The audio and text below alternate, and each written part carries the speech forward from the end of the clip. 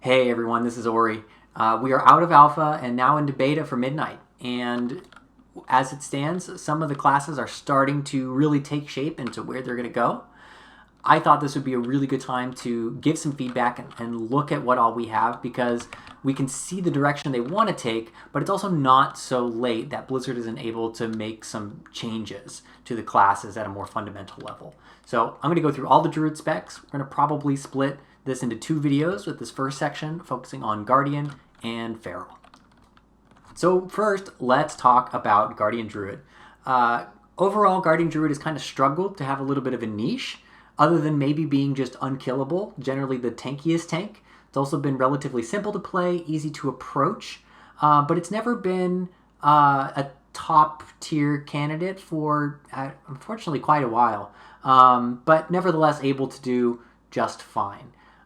In the War Within, it got very few changes. It was pretty much the entire same tree for the entire expansion, and that was kind of a bummer. If you ask me personally, there was stuff I was hoping to have changed. Well, now clearly they've been cooking and we have a lot to look at. So let's start with some of the quick, easy, and most important things to talk about. I think most controversial, although probably most celebrated, is going to be the removal of Thorns of Iron. That normally was the talent that was roughly over there that made it so that your Iron Fur also did damage. That is gone. Goodbye. Some people enjoyed that. They thought it was kind of an easy way to just sort of maximize your defense while doing some offense. On the other hand, it also made you have to have a very huge APM or actions per minute, especially in your incarnation windows when you would just have tons and tons of rage. Your best way to spend it was just to spam that Iron Fur. I even heard of some Guardian Druids who would bind Iron Fur to their mouse wheel and just scroll up and down to cast it as many times as they possibly could. I personally think that's really silly. I hated playing with it, and in my opinion, good riddance. I'm glad it's gone. Next, we didn't gain these talents I'm about to talk about, but they're now so much more available in the tree that it's kind of like we functionally gained them. First is Dream of Cenarius. This is the one that gives you a chance to have a free regrowth that you can cast inside your bear form, both on yourself and on your allies. This was kind of possible to reach before, but Guardian Druid was really tight on talent points, even with it being low in the tree. Now it's in a really great spot. I think you'll pretty much always be able to take this in both builds. Definitely exciting. Similarly, After the Wildfire is another group healing talent, this one healing all of your allies just for spending your rage.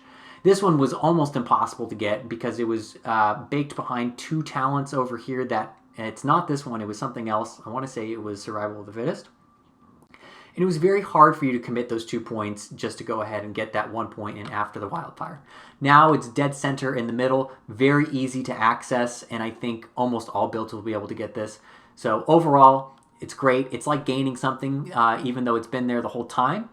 And I think it's going to add a little bit of group utility and an extra niche of being sort of a group healer for Guardian Druid, especially when combined with Dream of Cenarius.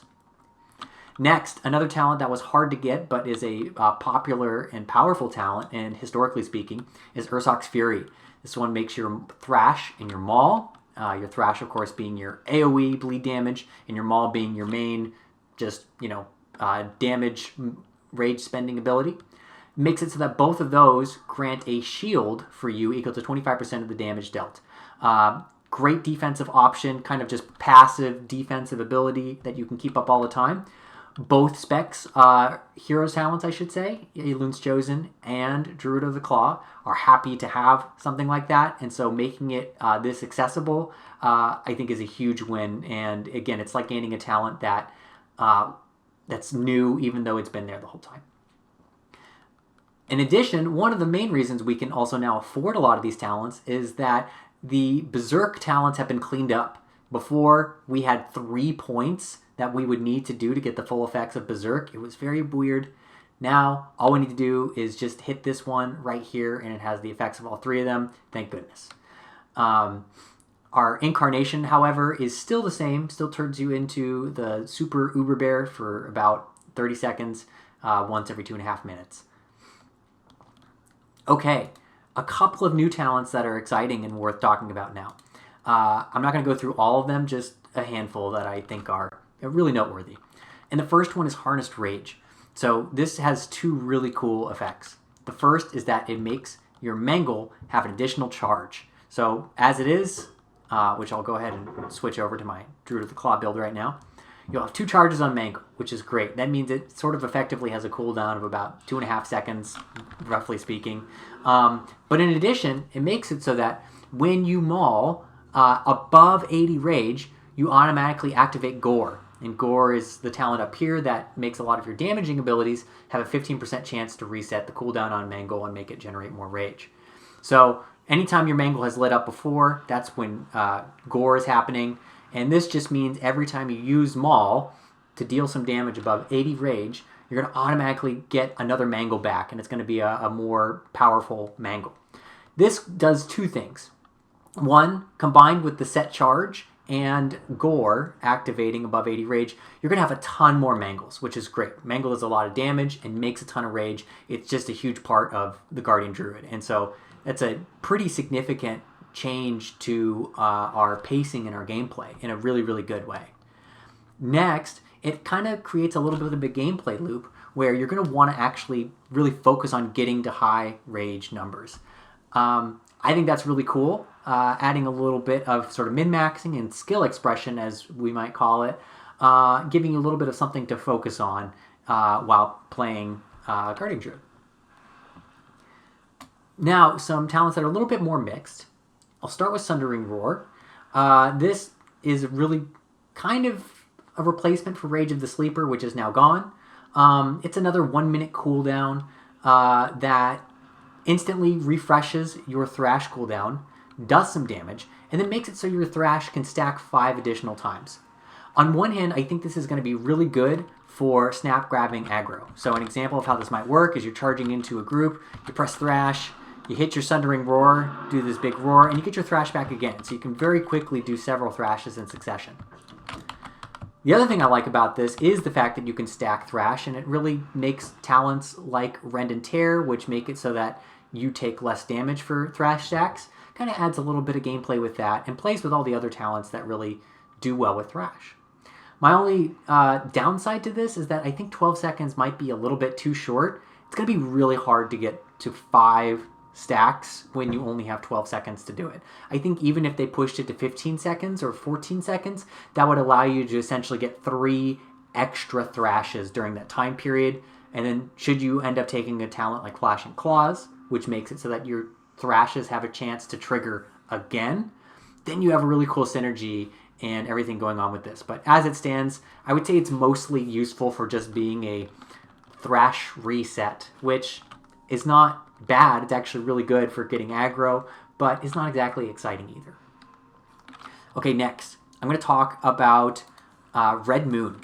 So Red Moon's a new talent on the right side of the tree, kind of leaning into the Lunar Bear playstyle. It seems that's kind of what it's intended for. And it replaces Moonfire, which is a pretty big deal. I'm going to say that again. It replaces Moonfire. So you lose your normal Moonfire. And instead you get this, frankly, quite powerful Moonfire. It does a ton of damage. 15,000, almost 16,000 damage with these current numbers over 8 seconds. To give you an idea, my Mangle does 3,000 damage. So this is 6 times more damage than a single Mangle. Hey everybody, Editor Ori here. The clip got a little bit messed up, and so I'm just adding this in. Something that's really important to know about Red Moon is that it has a 30-second cooldown. That's what makes it such a big deal to lose Moonfire, because it means that your overall Moonfire uptime is much lower. So even if the damage on Red Moon is so high, you're losing out the benefit of having constantly Moonfired targets and the ability to Moonfire more as you need. All right, back to the video. In addition, when you cast Mangle during this, it increases the duration by 1 second and you generate 8 rage. It's pretty cool. However, I think that there are some concerns. While I think it will be a very cool option for single target Guardian Druid, I do wonder that just getting rid of Moonfire is going to just take way too much away from Elun's Chosen, especially because you often want to be hitting your Galactic Guardians just to be casting lots of different Moonfires, doing tons of damage, and all those arcane spells are going to reduce the cooldown on your Lunar Beam, and so you're going to have less Lunar Beams. And this dot, you're just not going to be able to keep it up full time. At most, you'll get 10 seconds out of 30 seconds where you'll have uptime on your Moonfire. I think that's probably too short. Just the way that Lunar Bear plays, it really wants to have some sort of Moonfire damage rolling all the time, especially when you consider abilities like Moonless Night, which makes it so that your abilities do more damage to targets afflicted by Moonlight. I think this might be taking away too much. My thought here is that maybe they can lower the cooldown and also lower the damage, still make it a great single target option while still allowing you to keep it up more, or just making it a whole new button. I know that they don't necessarily want to do that second route since the whole goal has been simplifying the specs and pruning buttons. But as it stands, I think if you're losing Moonfire, you got to still keep some of Moonfire's use for Elun's Chosen. And Red Moon, I think, takes away a little bit too much of that. Next, Waking Nightmare. I'm not even going to be able to show this to you. It's really bugged right now, which is kind of expected. And I can't really get it to proc very consistently either. But what it does is it makes it so that when you're fighting, periodically your spells will just create these dread shades, which are just these sort of nightmare-looking bears that slowly walk forward. And I'm going to just read this directly as it says. While active, shades slowly travel toward your target, deal 773 nature damage to nearby enemies, and mirroring your Thrash casts. My hope is that what that's supposed to do is make it so that whenever you cast Thrash, not only are you using your Thrash and getting a stack out of the Thrash, but that the shades are also thrashing, maybe for a different amount of damage, but they're still thrashing and adding to the amount of Thrash stacks. As it stands, again, I can't show you, but just trust me when I say that I've tested it, it is not adding Thrash stacks, and instead all that happens is when you cast Thrash, it just does damage. That would be an okay talent if it was just a filler talent up higher in the tree, but down here as a capstone, it's not doing anything to your gameplay. Again, it would be really cool if it added Thrash stacks because there's so many talents and abilities that really work with Thrash, but it's just kind of a little extra AoE damage, and it's not bad, but it's not exciting, and it's not something I really would be super excited to get down at the bottom of the tree when I'm getting a bunch of otherwise exciting talents. This on the left side is not yet implemented, so I'm not going to talk about it much, but theoretically we're going to get something that is clearly designed for more the physical bear, makes it so that you consume more rage to deal additional damage, and that comes from a talent that isn't even existing at all.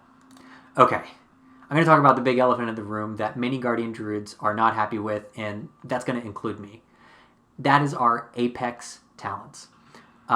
This is Wild Guardian, all three ranks. They're all kind of named the same as they typically are. I'm just not even going to tell you what it does in full detail. All it really does is makes you slightly stronger for a few seconds after your incarnation. So you do 30 seconds of your incarnation where you're super powerful, which also, again, that does mean it's forcing you to always take this. And even though you're pretty much always going to want to take this, it is forcing you to get a talent. And it makes you slightly stronger for a few seconds afterwards. It does very, very little. It doesn't look exciting. It doesn't feel exciting. And how do you even plan for something 30 seconds later? In general, by the time you're done with a pull and like something like M+, with your incarnation, you're not even going to need that extra buff anyway. You're probably going to be whittling down most of the mobs and you're fine. As it stands, with the exception of this middle talent that is going to give you 6% extra mastery, other than that, this is not worth getting. And frankly, depending on how some of the talent trees pan out, if this were to stay as it is, you might still not get this. So, being that it's not very effective, not very exciting, and not really usable or interesting to plan around, I think this is just a total dud. I really hope they completely replace this and make it something that's more related to Thrash or Ironfur, maybe Mangle, something that's more core to our gameplay, and also something that both specs, both hero talents, I should say, can use. But as it is, it just doesn't do anything. Okay, finally, I'm just going to briefly talk about Druid of the Claw and Elun's Chosen, our two hero talent trees. Neither of them is changing significantly. I'd say the only thing of note for the Druid of the Claw side, like in the Druid of the Claw talent tree itself, for Raider Druids who do cat weaving, it's going to be less required now because Wild Power Surge, which is the thing that makes your Ferocious Bite and Rip do a whole bunch of extra damage, that got significantly nerfed. It's definitely still a benefit, and so if you're really trying to min-max and be, just as efficient as you could possibly be on the cutting edge, you're still going to want to do it if you're that. But if you're not trying to do that, and if it was just too annoying or frustrating to you, you're no longer losing hardly anything by instead going over to Empowered Shapeshifting. And in fact, I think, depending on how the math pans out, this might be better in some scenarios anyway, even in single target. So we'll see. But all things considered, more or less the same, doing all the same stuff. Very cool tree, very fun. So Elun's Chosen, also not really getting a lot of changes, but I think it is going to be affected by some of the changes that are happening to the base tree. So while Elun's Chosen didn't really have a specific spender for it in the same way that Druid of the Claw is kind of really emphasizing Maul and Raise, which of course turn into Ravage a lot, Elun's Chosen's quote-unquote spender was Ironfur, and you really would just be spamming your Ironfur button to get that damage and also be defensive at the same time. With Thorns of Iron gone, you're probably never going to want to do more than 1 or 2 stacks of Ironfur, and in some situations with some talent builds, just 1 is probably going to be the most ideal. And so all you're really going to be doing is casting Maul and Raise. Now, we did get this ability. I'm pretty sure this is new. This makes your Raise do 10% more damage. And then, of course, there is this ability which makes your single targets do additional damage to targets hit by Moonfire, which we actually have had before. But other than that, it still feels like our 2 spenders are just very physically based and don't really do much for Elun's Chosen.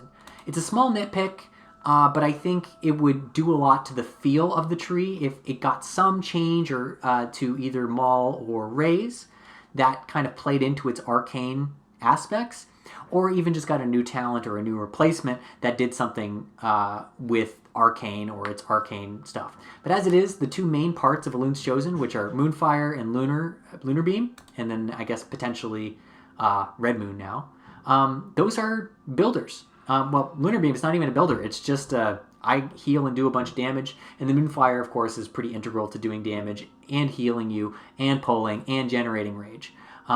There's no way to spend it cleanly now in Elun's Chosen, or nothing that feels like you want to spend it in Elun's Chosen. And so I think that's just a small nitpick and something that, if changed, could do a lot for Guardian Druid. So overall, in conclusion, I think these are a lot of really great changes, especially cleaning up the talent tree and some of the core gameplay changes. A lot of the new talents like Harnessed Rage are really excellent. I think the main thing that really needs a second look is going to be some of these bottom talents, really figuring out about Waking Nightmare. If it doesn't add Thrash stacks, making it 2 add Thrash stacks, maybe tweaking Sundering Roar a little bit more, and then probably most importantly, completely changing our Apex talent into something a little bit better. Other than that, though, I think if they can really clean those up and make some changes, I think this could be one of the best looking expansions for Guardian Druid, and I'm really excited to play it. I have one issue with it that I might as well say right now, and tell me if you notice it. All right, here we go. That's it. It's if anything, it looks weaker than normal Moonfire. It's not exciting visually. I think. Yeah, I think it could use little bit more of an oomph, a little bit cooler of a animation, especially if it's going to be a strong single target thing. It should look like a strong single target ability instead of the the little baby moonfires that we often throw out. All right, let's talk about Feral. So I think if you enjoyed Feral before, I think you're probably still going to like Feral. I think it's largely very similar. But if you were somebody who was hesitant either because of the perceived skill cap or the actual skill cap, that it could be a little bit hard to break into the spec, I think you might actually really want to give Feral a try, because they've made changes that are going to make it a lot more approachable and a lot easier for you to pick up and play while still maintaining a pretty high skill ceiling. So top level players still have room to be very, very good at Feral, and you have a lot of room to become a good Feral player without feeling like you're maybe being dead weight or totally useless if you don't know what you're doing and you just want to learn the spec. All right, how is this done? Let's go ahead and take a look. Probably the first biggest change is the removal of a talent called Blood Talents. It was right about here. That was what required you to use 3 different combo point generating abilities in about a 4-second time window. And then you would get these buffs that would make your next finishing moves have an increased damage, about 40%, I want to say. This required a little bit of rhythm, and while it wasn't necessarily always too hard to get that going, just kind of keeping track of how many of those buffs you had, you'd get 3 of them per sequence and stuff. It was a lot, and some people, I admittedly myself, I kind of enjoyed that gameplay, but I know for others it felt like it was a lot to keep track of, because it kind of was. Well, we don't have to worry about it anymore. It's completely gone. In addition, the other big part of this complexity, which was related to that, was this mechanic called snapshotting. Really only exists in Feral Druid, and it basically just means that when you have a damage buff, something that increases all of your damage, such as Tiger's Fury, increases the damage of all your attacks by 21%, you'll notice that there's a keyword there for their full duration. Basically, if you, I can show you right here, let's say I'm in a Tiger's Fury right now, you'll also notice a cool little change. These have all changed their icons. They're now lit up, showing you that they're being empowered. Let's say I go ahead and use a rake on that one right there. Okay, the dot hitting there for 1,400, 1,400, and now it's actually getting bigger because of that. Whereas if I do it over here, the dot's still big, even though my Tiger's Fury went off. And yeah, and there we go with the buff numbers. That wasn't very good showing because of the way the wild vines worked, but you get the point. Well, snapshotting still exists, but it really pretty much only matters for Tiger's Fury. Technically, you can also get a snapshot using Rake coming out of Prowl, but otherwise, generally speaking, all you need to know is that during Tiger's Fury, you want to get your dots in, especially close to the end of Tiger's Fury, and then you'll do more damage. That's it. Okay, so what are the other new changes that we have for Feral? Well, we actually have a couple of new buttons. That's kind of cool because a lot of specs are losing buttons, but Feral is actually maybe gaining 1 or 2, but they fit pretty naturally. First one is a single target damaging attack called Chomp. It's got a 20-second cooldown, doesn't require any energy, and you chomp your target, causing 10,000 physical damage, which I can just tell you from the numbers is a pretty good amount. It's about probably 3 shreds worth, maybe 4 shreds worth. So it's a big hit. But you can only use it when you have less than 30% of your energy.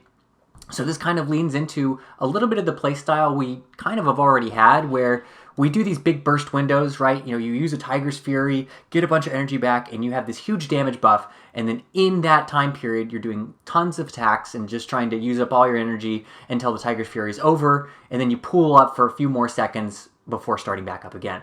This leads right into that, and it pretty naturally fits into having a Chomp every Tiger's Fury rotation, and so that's a really cool single target ability that's going to really put a little bit of skill challenge into raid and other single target situations for Druid. I don't think it'll ever be used in AoE unless there's like a tier set or something that modifies it, but still very cool. Next, we've always had this ability, Feral Frenzy, the gain 5 combo points and do a huge chunk of bleed damage over 6 seconds on a 45-second cooldown. That's still there, it's not changed, but we did get an AoE version of it just below if you talent into it. Does less damage, obviously, but it hits 5 targets. So very cool, very interesting talent. Probably be good in some different builds. Going to be very good for sort of burst AoE damage at the beginning of pulls. So anytime that you want to really be leaning into short bursts of damage, I think that that's going to be a pretty good option. Next, we have this talent down here at the bottom, another capstone called Hunger for Battle. It's very interesting. It's kind of like an execute, not in the sense that it does more damage to lower health mobs, but it makes it so that when an enemy dies while afflicted by your rip, which hopefully is all the time, you get 10 energy, and then the damage you deal is increased by 5% for 8 seconds, and it stacks multiple times. So in AoE situations and probably in M+ situations, this is sort of gets you the situation where at the end of a pull or in the middle of a pull, as you're killing those smaller mobs and then finishing off the priority mob, you're going to get this increasing sort of flush window to end out the whole group. I think that's really cool. We'll kind of see how it pans out mathematically, but at least flavor-wise, I think it's a cool idea. It's really going to lean into Druid having a lot of power kind of at the beginning and at the end of pulls. Okay, there's a few other changes here that are worth mentioning, but nothing that I'm going to go crazy in-depth into. They've simplified Berserk, so now there's just 1 point that kind of gets you everything you need. It's really great. Something that's kind of interesting is that this talent over here, Heart of the Wild, in the class tree, I think for Feral, and definitely some of the other Druid specs as well, but definitely for Feral, I think got a buff. Now it's a 2-minute cooldown, which is very consistent. And you can jump into bear form in particular and get 30% maximum health for 20 seconds. And that buff stays even after you jump out of bear form. So basically what this represents is another defensive, which I think is kind of crazy. Most classes are actually losing defensives. Feral is now going to have access to Survival Instincts, Bark Skin, and Heart of the Wild. The icon kind of changes depending on what form you are in. Feral might end up being one of the tankier specs in the game for DPS, which I think could be a really exciting niche for it. Okay, next let's talk about our Apex talent. And this is called Unseen Predator.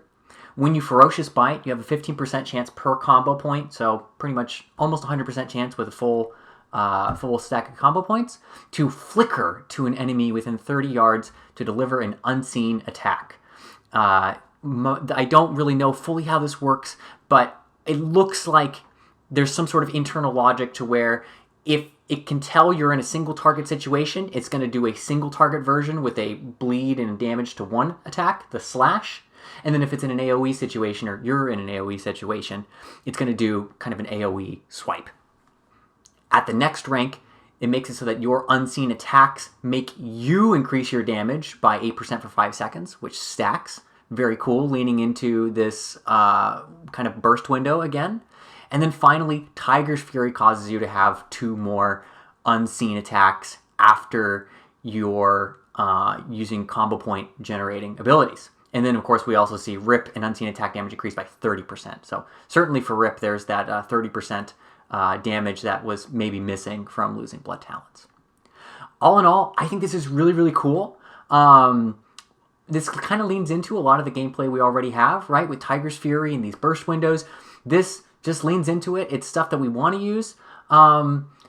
It's not exactly redefining by any stretch of the imagination, but I do think it fits with the spec as it is and is going to be a great option for both hero talents and then good in AoE and M+ situations. So all things considered, I'm happy with it. I'll show you what the flicker looks like, see if I can get that going. But basically, it's kind of like you're going to see cats sort of come out of shades, almost like in an anime or something like that, where there's all these different cats appearing in different places. Let's see if we can make it come out here. I apologize in advance for the keyboard sounds. And we're going to bite. Nope, didn't get it that time, unless the cat went over there. Nope. Try one more. There we go. Saw that one over there. It appeared. All right, we'll try and get one more going here. And bite. There it is. The cat comes out and slashes and then disappears. Overall, pretty cool. Not crazy flashy, but I know it's kind of difficult to make the cat spec look particularly flashy and crazy. Let's go ahead and look at our hero talent specs. These are largely staying the same, so I'm not even going to go in depth into the individual nodes here, at least not on Druid of the Claw. They are all generally kind of the same and leading into what you're already doing. Some interesting ones for Wildstalker. I don't know if this is actually new, so I apologize, but something that's interesting is that your Moonfire and Sunfire damage are increased by 10%. This Hunt Beneath the Open Skies is what this is called. While Moonfire for Feral Druid is not new, they have placed Moonfire down here at the bottom.